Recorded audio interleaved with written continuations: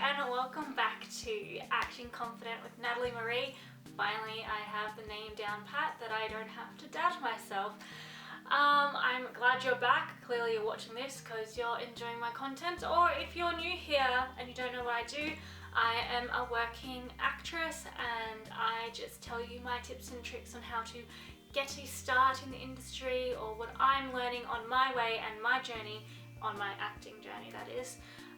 Also anything to do with acting confident or mental health or self-esteem. So I have done some research and I have been looking at, questions that the general YouTube community who are into this industry are asking, and it's usually beginners who are asking how to start acting on the cheap. I am not saying you're cutting corners because it's still going to be as hard, but I understand that everyone has to start somewhere, and like me, I am not rich. I do not have a wealthy savings account. I had to find different ways to start acting other than going straight into acting school, etc. Because I understand that is not a reality for a lot of people, especially as it is very expensive or they don't have the right support behind them. If you really want to get into this, do your research. What actors do you enjoy watching? What actors do you like, or who you think are talented and skilled? And research their lives and how they got into the business. As I said, there's a lot you can learn from people who have already done it, and that's one of the tips that my acting school had always told us. You can find things for free, and I'm not saying they're necessarily better, but when you're starting, all you want to do is get experience. It doesn't matter if you're getting paid, and it does not matter what sort of experience it is. Just get as much experience as possible under your belt to then get that CV up to par, and to also get your show reel up to par, because you need those two things in order to then go for the bigger projects, or even to be considered a professional in front of an agent. So I would look for acting workshops. If you scour through the internet, I'm sure there are acting workshops that are very cheap or free. Like, I even just do one a month so you can save up a bit. But also I would look into monologue workshops, because they're very important for auditioning. There are audition technique workshops, improv workshops, commercial workshops, even just theatrical workshops. Those are the sort of classes or workshops I would be looking into. Even though a lot of people say you don't need to go to acting school, it's true, but I do believe that you should always be working on your craft, and there's not really a better way to work on your craft than to learn from those who have great technique and great skills behind them. Usually the ones that I like to really look for are people who are actors themselves or casting directors. If you can't do that, the best way to learn how to act is to be critiqued. So when I first started and I did not know what I was doing, I didn't know where to look, I really looked into the history of acting, and I looked at Meisner and Stanislavski and Stella Adler, and the iconic teachers and founders of acting that we have today and that we see all throughout film and theatre today. I really researched them. But it's not enough to just research and read and write down. I implemented them by picking a few of their techniques and working on them via getting a monologue and putting those techniques into it, and then performing it in front of family, friends, or even do it on YouTube. YouTube is a great resource where you can film yourself and you can put it on, and it's good to look back to if you're not confident enough to put on YouTube, just even to look back, because you yourself will see, am I believable? Is this good? Or what else can I work on? Or even ask a very close friend or a family member that you know is quite supportive and not going to just cut you down for trying. I reckon that's your best bet. Find a monologue, play with it, learn it, and keep doing that.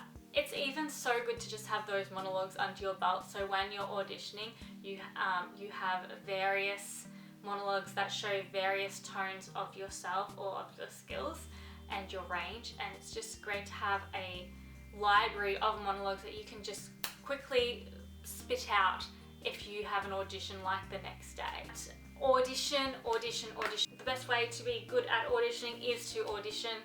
I wouldn't take it personally if you get rejected. You're going to get rejected a lot, trust me. Just remember that auditioning is a 5 to 15 minute job, and the more you have that mentality, it won't be a waste of time. It can be just a learning experience. I love going to auditions, even if I know, probably don't have the range of experience they're looking for. But just to get in front of a casting director and getting feedback on what you're doing is such a great experience. There's heaps of places to look for auditions, by the way. Justauditions.com and theatrepeople.com are very professional sites, I find. Star Now is a bit iffy, to be honest. I'm on it as well, but I don't know. There's some iffy projects and there's some great projects. It's just very, very inconsistent. Because I can understand if you don't have the money for memberships as Showcast or casting networks, but that is something probably to aim towards in the future. Because honestly, that is where you find the most professional auditions. That's where all the casting directors are putting their briefs into. If you're really into theatre, I would do community theatre. I am doing community theatre at the moment. A lot of people knock community theatre saying they're amateur, but honestly, until you find your groove, until you find that skill, and until you get an agent, community theatre is where you're going to find a lot of your network. I will probably be doing a lot more on auditioning and networking in other videos to actually expand on my information of them, so stay tuned for that. But I know I have found a lot of my network through community theatre, and it's just great to be part of people who are in there for the love of acting. Not a reward, as in a monetary reward usually, sometimes there is, but just to be there and acting and playing with different characters and being with really cool directors is amazing. Another thing you can do to expand your network on the cheap is to join Facebook groups. There's heaps of them out there. This day and age, you need to be on them. It's just that simple, because everything is online. They usually have meetups with different people in the industry sometimes, or really cheap tickets for that if you're part of the Facebook group. There's always networking events, but there's always people actually asking, hey, I'm trying to look for an actress between 14 and 17 or 20 and 40 to play this for my feature film, my short film, my this, my that. And usually, yeah, they're not paying you, but at the same time, as I can't express this enough, it is just for your experience. Agents love knowing that you have done your hard yards and know that you're committed to this job. If you're looking for films and getting into the film industry, I would suggest student short films.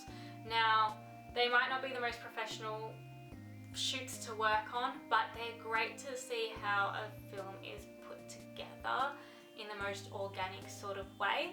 Also, you're in front of the camera. It's what you want to do. That's what you want at this point. You just want to be in front of the camera. You want to get that footage, and they will give you the footage back in order to put it into your show reel. Now, obviously, I have given you a few tips on how to start acting on the cheap to be able to get yourself, I don't know, some credits for your CV. But in order to really pursue this, you're going to need to want it as bad as you need to breathe. Like, you're gonna have to get an extra job, or you're gonna have to